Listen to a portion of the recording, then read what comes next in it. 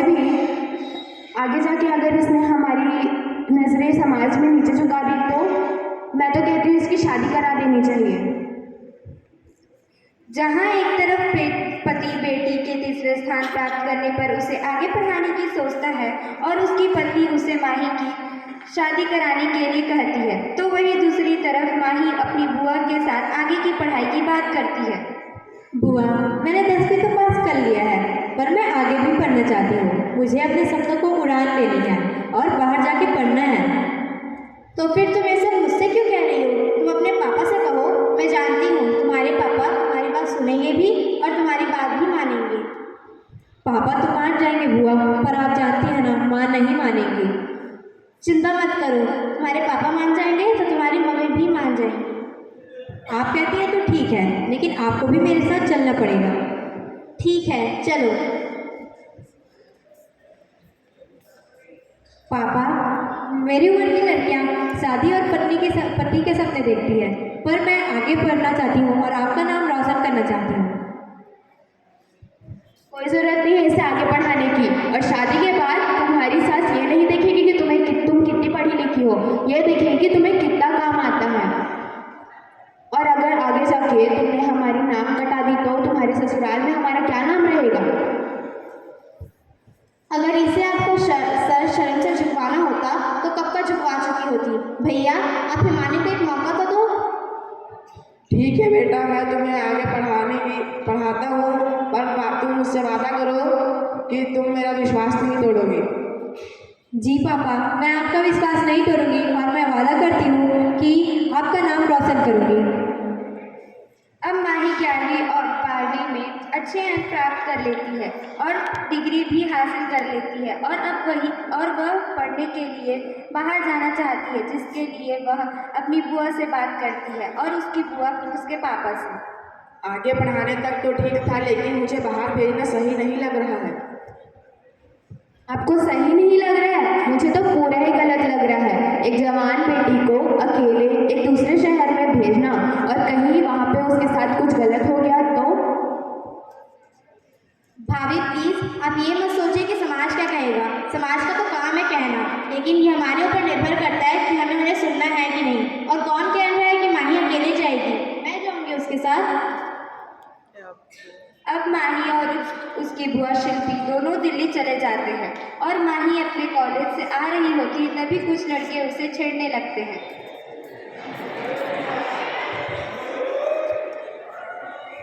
ओहो, कहाँ जा रही हो? जरा हमें अपने साथ लेके चलो। ऐसा है, ज़्यादा ना होशियारी मारने की जरूरत नहीं है। एक बार पुलिस स्टेशन जाओगे ना, सारी होशियारी निकल जाएगी। तू लड़की है, तू कुछ नहीं कर सकती, तू घर का चूल्हा चौका कर सकती है, उसके अलावा कुछ नहीं। अच्छा, बताती हूँ ना अभी लड़कियाँ क्या कर सकती हैं। बुआ, आज मैं जब कॉलेज से वापस आ रही थी तब 3 लड़कों ने मुझे छेड़ा। और तूने क्या किया? तो चुपचाप सुनकर आ गई। अगर ऐसे लड़कों को सबक सिखाना है तो बोल कर नहीं, कुछ कर कर दिखाना पड़ेगा। अगर तुझे सच में उन लड़कों के छेड़ने का बुरा लगा है तो जा, जिस लड़के ने तुझे छेड़ा है उसे जोर से थप्पड़ मार के ला। उसे खुद पता चल जाएगा कि हम लड़कियां क्या कर सकती हैं और क्या नहीं।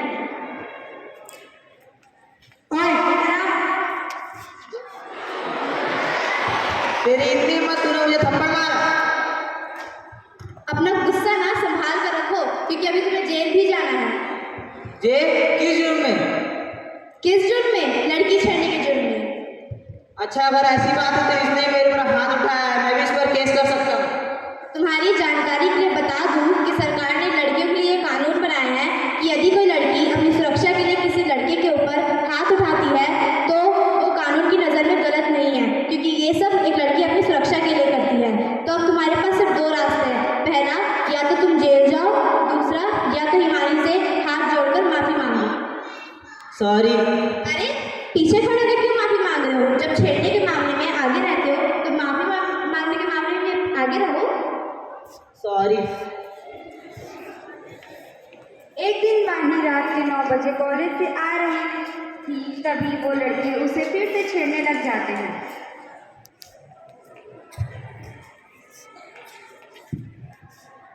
Hello madam.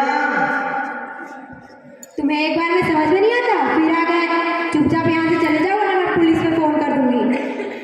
अब तुझे बचाने वाला यहाँ कोई नहीं है, ना तेरी बुआ ना कोई पुलिस। अब तो तेरा यह हाल करेगी तो हम पर क्या किसी और पे हाथ नहीं उठा पाएगी। भागो भागो। फिर वो लड़के माही के मुंह पे एसिड फेंक देते हैं और उसकी बुआ पुलिस स्टेशन जाती है। बोलिए मैडम, हम क्या सेवा कर सकते हैं? कल रात एक लड़की के ऊपर एसिड अटैक हो गया और आप लोग यहाँ शांति से बैठे हैं। आपको नरेंद्र को गिरफ्तार करना चाहिए। देखिए मैडम, हम इसमें कुछ नहीं कर सकते जब तक विटनेस को होश नहीं आ जाता। क्या मतलब कुछ नहीं कर सकते? मैं जानती हूँ सब किसने किया है और आप अभी मेरे लिए स्माइल कीजिए और नरेंद्र को गिरफ्तार करने चलिए।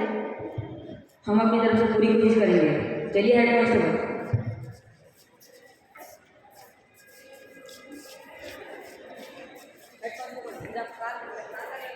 अरे हमें नहीं गिरफ्तार कर रहे हो।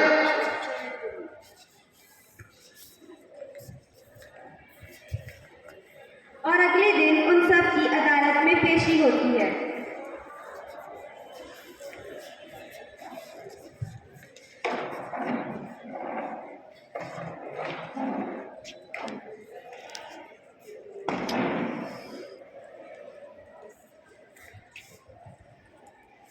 हिमानी के ऊपर एसिड अटैक के केस की कार्रवाई शुरू की जाए।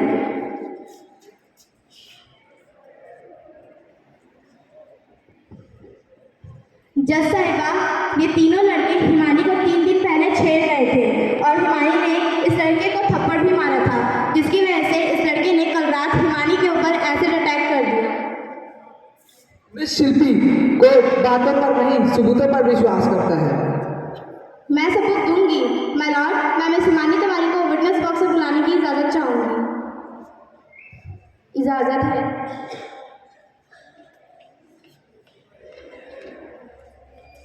तो मिस हिमानी तिवारी, बताइए कल रात क्या हुआ था? जज साहिबा, कल रात जब मैं कॉलेज से वापस आ रही थी, करीबन 9 बज रहे थे, पर तब 3 लड़कों ने पहले तो मुझे छेड़ा और उसके बाद मेरे फेस पे एसिड फेंक दिया। मैं मानता हूँ इन लड़कों ने गलती की है, पर लड़कियों को भी तो पता होना चाहिए आजकल का ज़माना कैसा है। रात में अकेले बाहर निकलना भी तो सुरक्षित नहीं है। क्यों?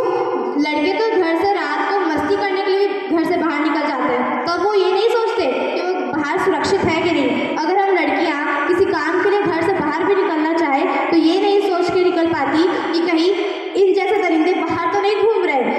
माय लॉर्ड, अगर आज इन दरिंदों को सज़ा नहीं मिली तो कल हिमानी जैसे न जाने कितनी लड़कियों के ऊपर एसिड फेंका जाएगा और लड़के बेखौफ ये सोच के घूमते रहेंगे कि अदालत तो कुछ कर ही नहीं सकता है।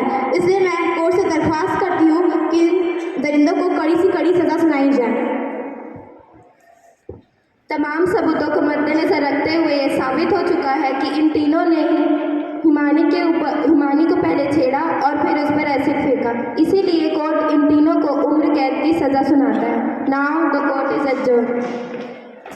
उम्मीद है आपको हमारा ये प्रस्तुत पसंद आया होगा। धन्यवाद।